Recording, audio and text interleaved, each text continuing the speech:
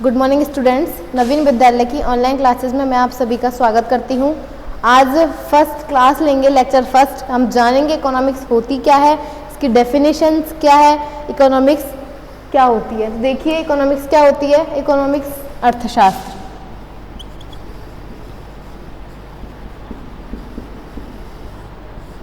आपका जो ये इकोनॉमिक्स वर्ड आया है, जो अर्थशास्त्र है, वो कहाँ का वर्ड है? ये है ग्रीक भाषा का वर्ड। आपका जो इकोनॉमिक्स है वो कहाँ से आया? वो एक ग्रीक भाषा के वर्ड, ग्रीक वर्ड किससे आया? ओल्कुनोमस से आया। कहाँ से? ओल्कुनोमस से आया। कहाँ से आया आपका ये वर्ड? ग्रीक भाषा के ओल्कुनोमस से आया है, जिसको हम दो भागों में डिवाइड करने पर जानते हैं, ओल्कु और नोमस। ओल्कु का मतलब होता है हाउस एंड नोमस होता है प्रबंधन, मैनेजमेंट।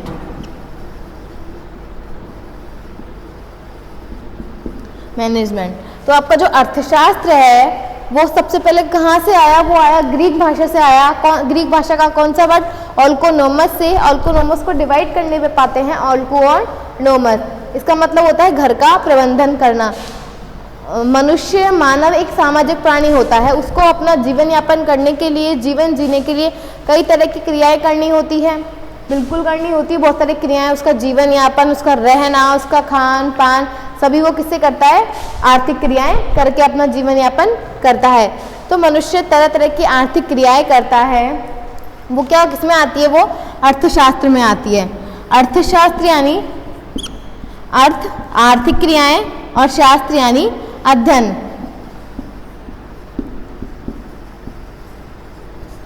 आर्थिक क्रियाएं, ठीक है। तो आर्थिक क्रियाओं का अध्ययन जहाँ किया जाता है, जहाँ हम हमारी एक्टिविटीज से रिलेटेड सभी बातें करते हैं, वो क्या होती है हमारी? वो होती है अर्थशास्त्र, इकोनॉमिक्स। इकोनॉमिक्स कहाँ से आया है? ये ग्रीक भाषा के साथ ओल्को और नोमस से बना है, जिसकी उत्पत्ति कहाँ से हुई? ग्रीक भाषा के वर्ड से हुई है। ओल्कोनोमस, घर का प्रबंधन करना। कि जिस प्रकार एक व्यक्ति घर को प्रबंध करता है, उसी तरह हमारे यहाँ के जो बड़े बड़े अर्थशास्त्री वो भी क्या करते हैं? हमारी दुनिया है, जो हमारा देश है, उसका क्या करते हैं? प्रबंधन करते हैं। मीन्स आर्थिक क्रियाओं के बारे में देखते हैं, ठीक है। तो हमारी जो अर्थशास्त्र है वो किन दो बातों पर टिका हुआ है? अर्थशास्त्र क्या है? आर्थिक क्रियाएं। आर्थिक क्रियाओं में दो बातें कौन कौन सी हैं जो बहुत इंपॉर्टेंट है? तो पहला है लिमिटेड सोर्सेज,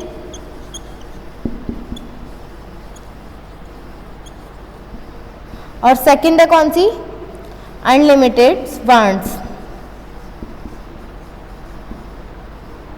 इसका मतलब है कि आपके पास क्या है? हमारे देश में या हर व्यक्ति के पास साधन तो बहुत कम होते हैं, लेकिन उनकी आवश्यकता क्या होती है? अनंत होती है, असीमित होती है। तो एक व्यक्ति को क्या करना पड़ता है? सीमित साधनों से अपनी आवश्यकताओं को पूरा करना पड़ता है। तो अर्थशास्त्र क्या है? अर्थशास्त्र वह है जहां हम आर्थिक क्रियाओं का अध्ययन करते हैं, मतलब कि सीमित साधनों से हम हमारी असीमित आवश्यकताओं को क्या कर सके? पूरा कर सके। तो दो बातें कौन कौन सी अर्थशास्त्र में जो बात याद रखने की है कि जो अर्थशास्त्र का ढांचा है वो किस पर टिका हुआ है? दो बातों पर, सीमित साधन और असीमित आवश्यकताएं, ठीक है। उसके बाद आते हैं हम इकोनॉमिक्स की डेफिनेशन पर, मीनिंग की अर्थशास्त्र होता क्या है। अर्थशास्त्र का मतलब जान चुके हैं, मीनिंग क्या होता है। अर्थशास्त्र आर्थिक क्रियाओं का अध्ययन करना अर्थशास्त्र कहलाता है, जहां हम हमारे रहने, खाने पीने या कमाने की सारी बातों से रिलेटेड हम क्रियाएं करते हैं, वो क्या होता है? वो अर्थशास्त्र होती है, जो अर्थशास्त्र के अंतर्गत आती है। डेफिनेशंस ऑफ इकोनॉमिक्स, अर्थशास्त्र की परिभाषाएं। हमारे यहाँ पे बहुत सारे इकोनॉमिस्ट हुए, उन्होंने अलग अलग तरह की क्या दी है? डेफिनेशंस दी है। और कौन कौन सी डेफिनेशंस है वो? तो देखिए कौन कौन सी है। पहले एक चीज़ और है कि जो हमारी अर्थशास्त्र है वो सैमुअलसन ने क्या कहा इसे? समाज विज्ञान की रानी। तो समाज विज्ञान की रानी कौन है? अर्थशास्त्र को सैमुअलसन ने क्या कहा है? हमारे समाज विज्ञान की रानी कहा है। क्या कहा है? समाज विज्ञान की रानी, queen of social science. Samuelson ने क्या कहा इसको? क्वीन ऑफ सोशल साइंस, सामाजिक विज्ञानों की क्या है? अर्थ रानी। तो इकोनॉमिक्स की डेफिनेशंस आते हैं, इकोनॉमिक्स की अलग अलग, इकोनॉमिक्स में अलग अलग डेफिनेशंस दी है।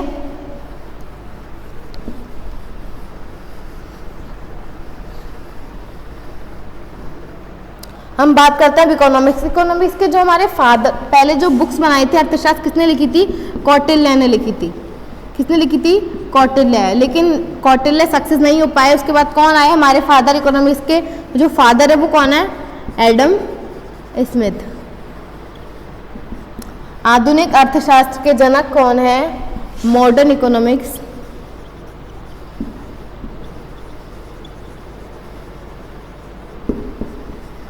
फादर ऑफ मॉडर्न इकोनॉमिक्स कौन है? Adam Smith. एडम स्मिथ कौन है? अर्थशास्त्र के जो जनक है वो कौन है? Adam Smith. इन्होंने अपनी जो अर्थशास्त्र है वो किस में बताई? इन्होंने एक बुक पब्लिश की थी 1776 में। उस बुक का नाम क्या था? An inquiry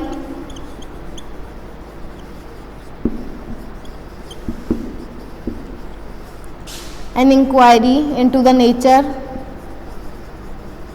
and causes of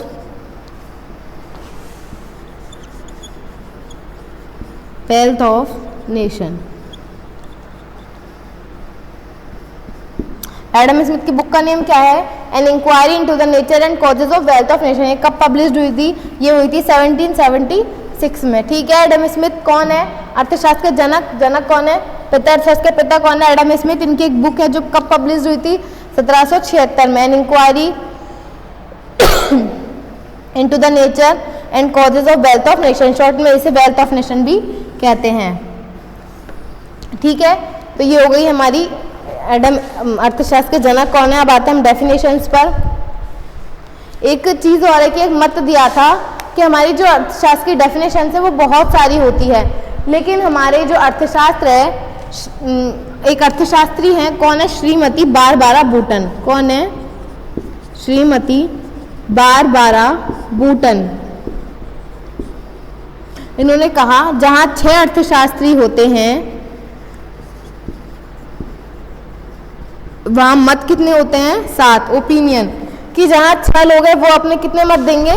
7 देंगे। तो श्रीमती बारबारा बूटन ने कहा कि जहां 6 अर्थशास्त्री होते हैं वहां कितने मत होते हैं? 7। मीन्स एक ज्यादा ही। तो लोग अपने अपने हिसाब से क्या रखते हैं? ओपिनियन रखते हैं। इसी प्रकार से अर्थशास्त्र के भी बहुत अलग अलग तरीके से डेफिनेशंस दिए है। तो किस किस ने दिए वो डेफिनेशंस देखो।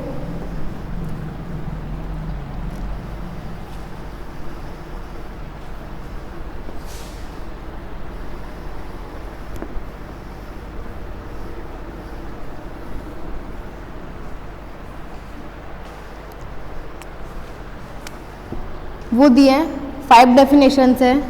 कितनी हैं? 5 डेफिनेशंस इकोनॉमिक्स की। फर्स्ट डेफिनेशन कौन सी है? Second, third, fourth, fifth. Wealth related कौन सी है? फर्स्ट वेल्थ रिलेटेड मतलब धन संबंधी परिभाषाएं। सेकंड है आपकी वेलफेयर रिलेटेड।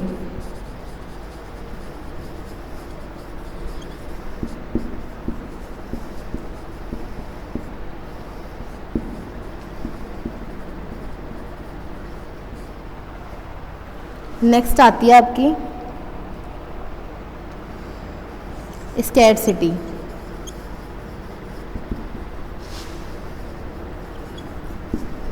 ये कौन सी है? दुर्लभता संबंधी परिभाषा है।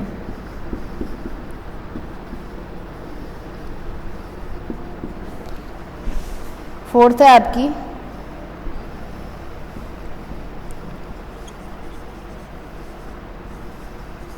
Development related.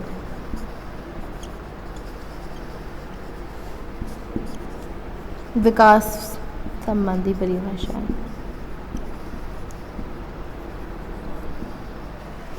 नेक्स्ट आती है वांटलेसनेस।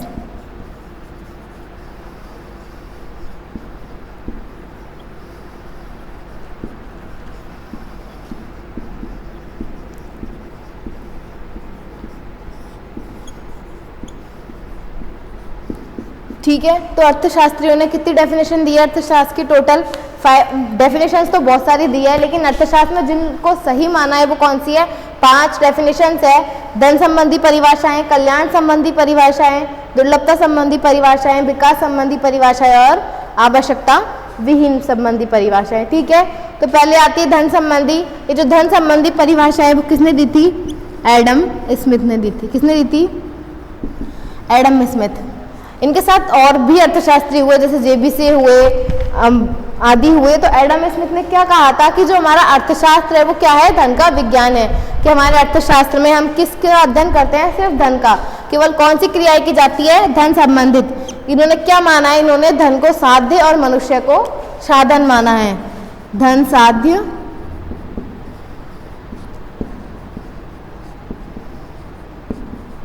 और मनुष्य साधन। तो इन्होंने क्या कहा है एडम स्मिथ ने कि जो अर्थशास्त्र है वो क्या है? धन का विज्ञान। कि हमारे अर्थशास्त्र में लोगों द्वारा जितनी भी क्रियाएं की जाती है वो सब किसके द्वारा की जाती है? धन के लिए की जाती है। कि मनुष्य का जो उद्देश्य है वो क्या है? सिर्फ धन प्राप्त करना। उसे कल्याण से या फिर किसी और चीज से कोई मतलब नहीं होता है। उसे किस चीज की प्राप्ति करनी है? सिर्फ धन की प्राप्ति करनी है। ठीक है। इस संबंध में उन्होंने एक बुक लिखी थी, बुक की खोज की थी। वो कौन सी बुक थी? Wealth of nation. कब पब्लिश की थी? 1776 में। किसने की थी? एडम स्मिथ ने। कौन है? Father of economics. कौन है Adam Smith? Father of economics. तो इनके अनुसार हमारा अर्थशास्त्र क्या है? अर्थशास्त्र धन का विज्ञान है, जिसमें सभी कार्य किसके लिए किए जाते हैं? धन प्राप्ति के लिए किए जाते हैं। ठीक है। नेक्स्ट आती है वेलफेयर, कल्याण संबंधी परिभाषा है। तो कल्याण संबंधी परिभाषा हमें दी थी मार्शल ने। किसने दी थी? मार्शल ने। एडम स्मिथ ने क्या कहा था कि जो अर्थशास्त्र है वो क्या है? धन का विज्ञान। के मनुष्य जितनी भी क्रियाएं करता है वो किस लिए करता है? धन कमाने के लिए, धन प्राप्ति के लिए आदि के लिए करता है। लेकिन मार्शल ने कहा कि व्यक्ति धन तो कमा रहा है, लेकिन व्यक्ति को साथ साथ में क्या करना चाहिए? लोगों के कल्याण पर ध्यान देना चाहिए। इन्होंने कहा कि अर्थशास्त्र क्या है? अर्थशास्त्र धन से संबंधित क्रियाएं नहीं बल्कि कल्याण से संबंधित चीजों का अध्ययन भी करना क्या है? अर्थशास्त्र। के अर्थशास्त्र में क्या होना चाहिए? कल्याण संबंधी तथ्यों का अध्ययन करना चाहिए। मतलब भलाई, दया, भावना, प्रेम आदि से संबंधित सभी चीजों को इसमें शामिल करना चाहिए। तो उन्होंने धन व कल्याण। ठीक है। एडम स्मिथ ने धन को कहा तो उन्होंने धन की आलोचना करते हुए क्या कहा कि मनुष्य को क्या इस पर ध्यान देना चाहिए? कल्याण पर ध्यान देना चाहिए। मार्शल के अनुसार क्या है कि उस भाग का अध्ययन किया जाना चाहिए अर्थशास्त्र में, उन चीजों का अध्ययन किया जाना चाहिए जो किससे संबंधित है? मानव के कल्याण से संबंधित है। किससे? मानव के कल्याण से संबंधित है। ठीक है।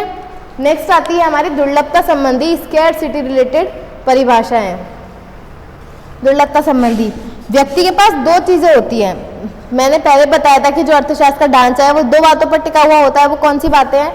सीमित साधन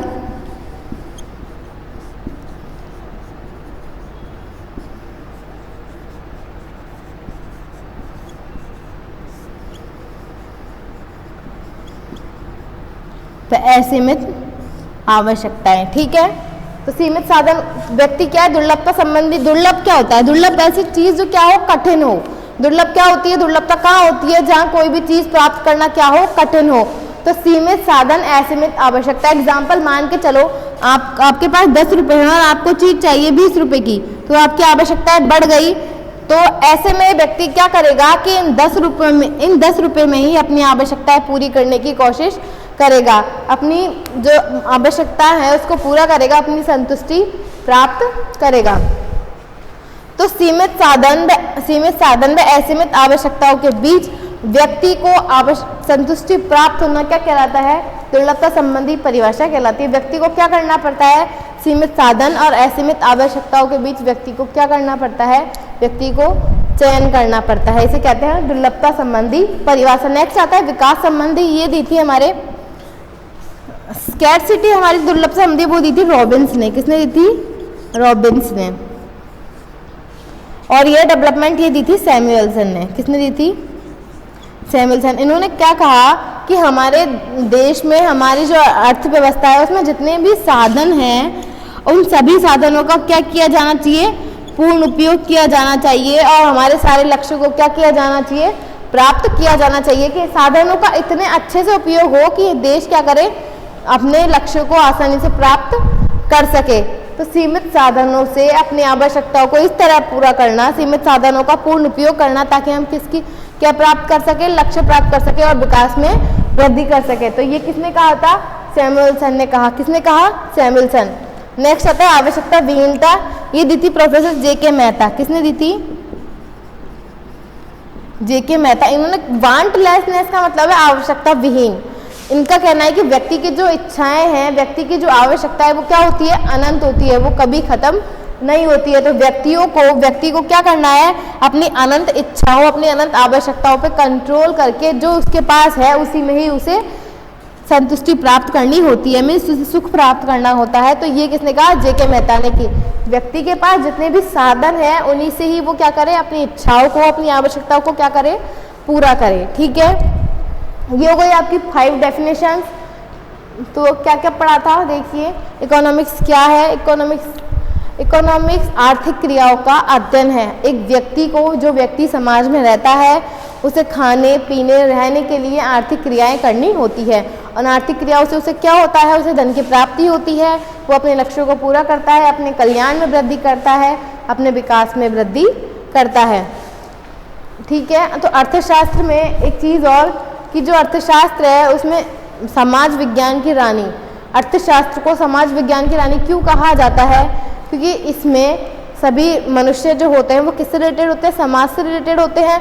और विज्ञान मतलब नए नए कारण परिणाम आदि की खोज की जाती है। तो सैमुअलसन ने क्या कहा? अर्थशास्त्र को समाज विज्ञान की रानी कहा है। अर्थशास्त्र को सैमुअलसन ने समाज विज्ञान की रानी कहा है। इन्होंने बताया कि जो हमारा अर्थशास्त्र है वो 2 बातों पर निर्भर करता है। कौन कौन सी 2 बातें हैं? अर्थशास्त्र का ढांचा क्या है? एक तो सीमित साधन और एक असीमित आवश्यकता है कि व्यक्ति के जो साधन है वो सीमित होते हैं और व्यक्ति की जो आवश्यकता है वो क्या होती है? असीमित होती है। तो व्यक्ति को इन दोनों के बीच क्या करना पड़ता है? चयन करना पड़ता है।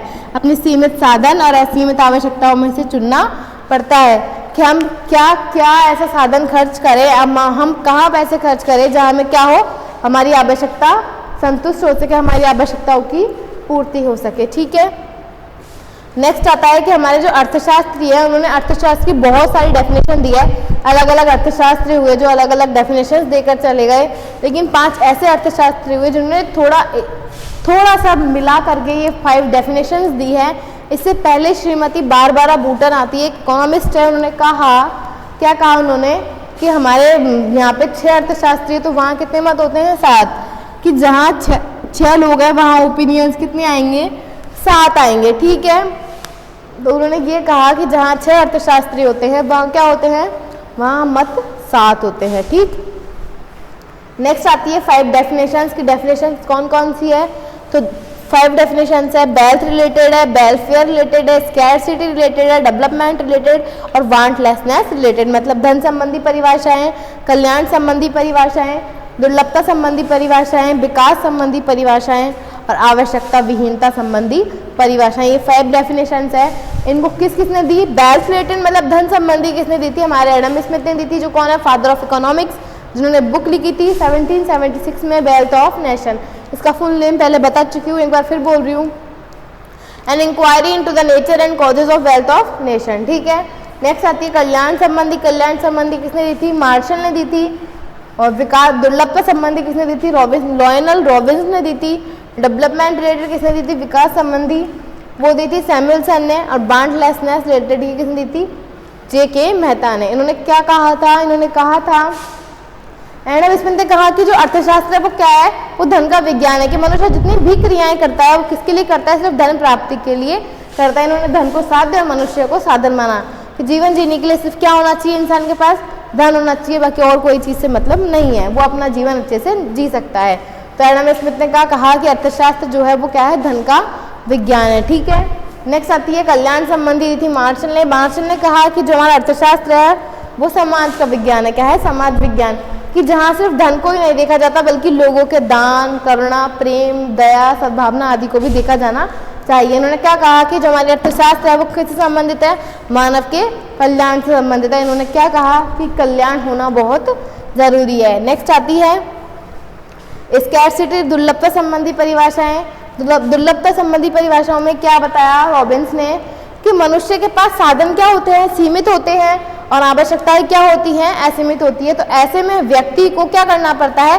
चयन करना पड़ता है कि अपने पास जो साधन है उनमें से अपनी असीमित अनंत आवश्यकताओं को कैसे पूरा करे।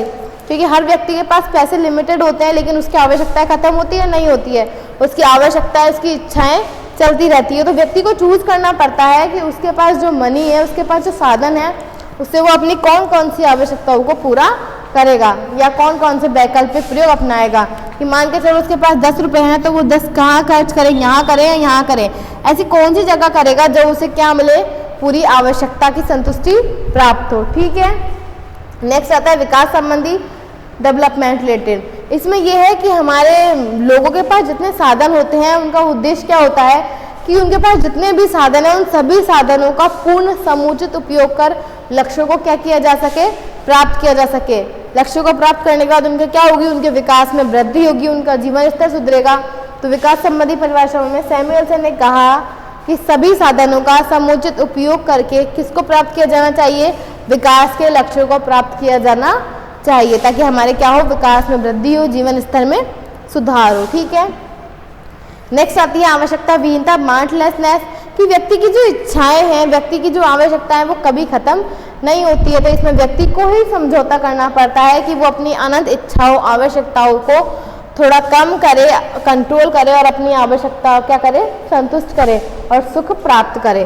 तो व्यक्ति की इच्छाओं को खत्म करके, इच्छाओं को कम करके उसे सुख प्राप्त करना है, आवश्यकताओं की संतुष्टि प्राप्त करनी है, तो वो किस में आता है, आवश्यकता विहीनता में।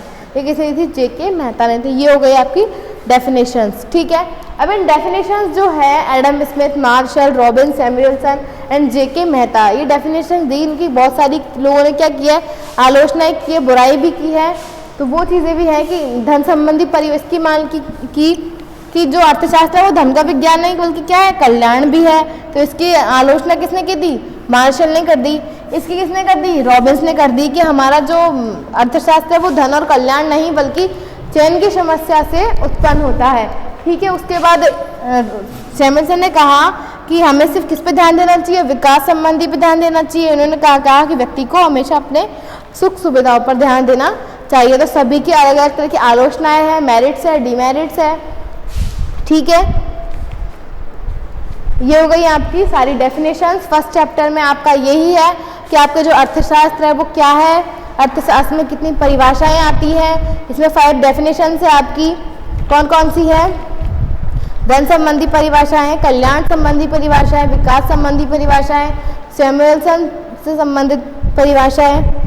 ठीक है, इसके बाद आलोचना है। आलोचना क्या है एडम स्मिथ की, कि इन्होंने किस पे बल दिया, पहली आलोचना है कि इन्होंने धन पर आवश्यकता से अधिक बल दिया। इन्होंने सिर्फ धन को ही क्या मान लिया, सब कुछ मान लिया। ठीक है, सेकंड आलोचना क्या है इसकी, कि अर्थशास्त्र के क्षेत्र को क्या किया, संकुचित कर दिया। मीन्स सभी चीज को किससे जोड़ दिया, धन से जोड़ दिया। तो अर्थशास्त्र कहाँ से मट के रह गया, सिर्फ धन पे ही रह गया। ठीक है, तो ये हो गई एडम स्मिथ की आलोचना है। 3 आलोचनाएं कौन कौन सी, एक तो धन पर आवश्यकता से अधिक बल दिया, कल्याण पर कोई बल नहीं दिया, और नेक्स्ट क्या है, अर्थशास्त्र के क्षेत्र को संकुचित किया। उसके बाद है मार्शल की कौन कौन सी आलोचनाएं हैं। मार्शल की यह है कि केवल कल्याण सामाजिक विज्ञान ही नहीं है अपितु ये धन का विज्ञान भी है, विकास का विज्ञान भी है, मानव विज्ञान है। ठीक है, तो ये आलोचना है इसकी। नेक्स्ट आता है दुर्लभता संबंधी, इसकी भी कई तरह की आलोचनाएं दी गई, सभी की आलोचनाएं हैं। डेफिनेशंस आपकी कंप्लीट होती है। नेक्स्ट आता है मटेरियल पर, कि जो आपका मटेरियल है वो क्या क्या है इकोनॉमिक्स में।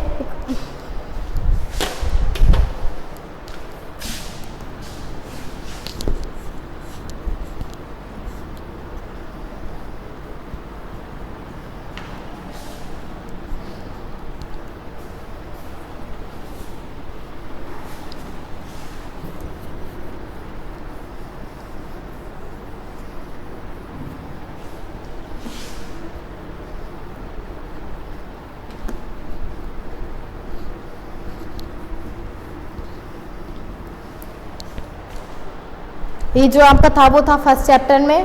फर्स्ट चैप्टर में आपने क्या क्या पढ़ा था, meaning and definition of economics. सबसे पहले ग्रीक वर्ड ऑल्कोनॉमस, ये कहाँ का वर्ड है, ये ग्रीक भाषा का वर्ड है, ग्रीक वर्ड है। इसका अर्थ होता है घर का प्रबंधन। ठीक है, इसके बाद एक फादर ऑफ इकोनॉमिक्स,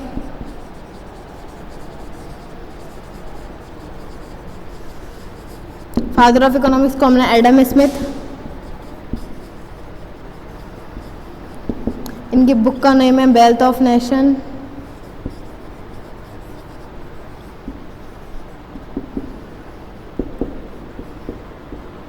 कब पब्लिश हुई? 1776 में पब्लिश हुई थी।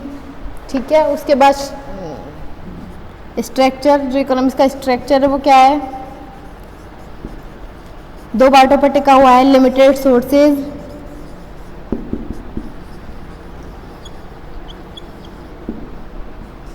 और एक है अनलिमिटेड वांट्स।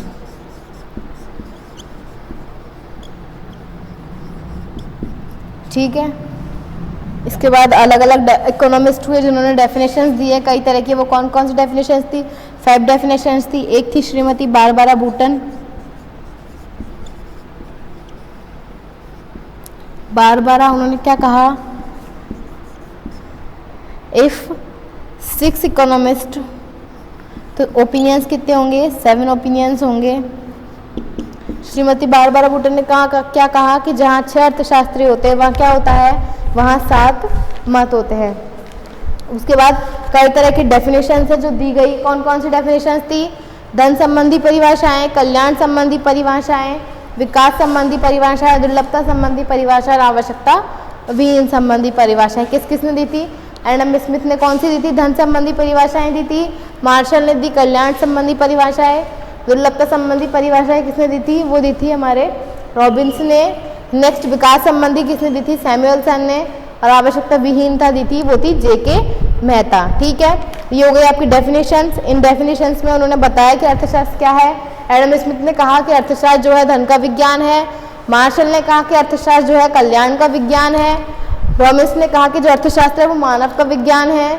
और सैमुअलसन ने क्या कहा कि विकास के लक्ष्यों पर जोर देना चाहिए। और आवश्यकता विहीनता में क्या कहा? जेके मेहता ने कि व्यक्ति को अपने सुख सुविधा, अपनी संतुष्टि को पूर्ण करने पर जोर देना चाहिए। ठीक है, आज क्लास में इतना ही। फर्स्ट चैप्टर आपका यहीं कंप्लीट होता है। नेक्स्ट फर्स्ट चैप्टर के बाद हम क्वेश्चन देख लेते हैं। इसके क्वेश्चन यही है, सिर्फ डेफिनेशंस की अर्थशास्त्र किसे कहते हैं, अर्थशास्त्र की परिभाषाएं बताइए। ठीक है, थैंक यू।